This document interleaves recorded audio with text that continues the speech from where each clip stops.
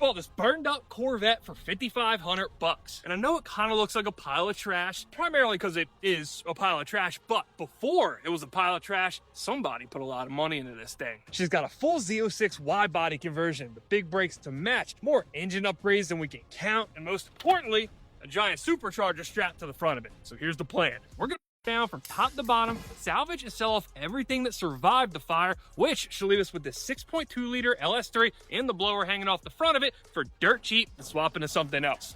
Assuming, of course, it hasn't turned into a molten ball of aluminum, in which case it would be a fantastic waste of money. There's only one way to find out.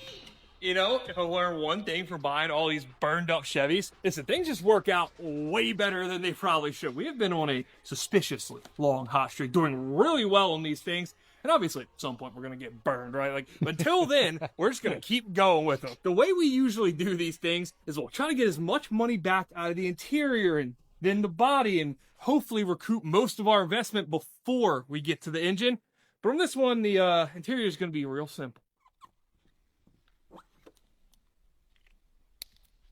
Usually, even on the really bad ones, we can at least get something out of the interior. But on this one, the only parts that are even really identifiable in here are the ones that were thrown in after the fact, like this intercooler that has a tile blow-off valve on the top of it and the air filter over there. There is really just nothing. You really can't even tell if there's anything aftermarket in here. I think those were stock seats. The factory steering wheel is just gone. Same deal with the radio. We do have somewhat of a shifter assembly left. It's an automatic, so at least we know that.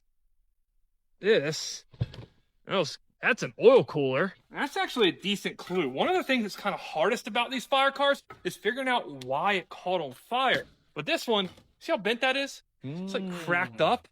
That, along with the fact that this intercooler pipe is bent down heavily, means this thing probably ran half of our front radiator support. The other half was in the car attached to that oil cooler bracket. This is definitely kind of a tricky one, but the silver lining, or in this case, kind of more like a gold lining, is the more time you spend looking at this thing, the more money you see. There are mods everywhere. I'm super excited to get into them. Before we do that, I suppose we should probably take a few minutes and strip off the 3 good parts in the rear and see if we can recoup a little of that $5,500.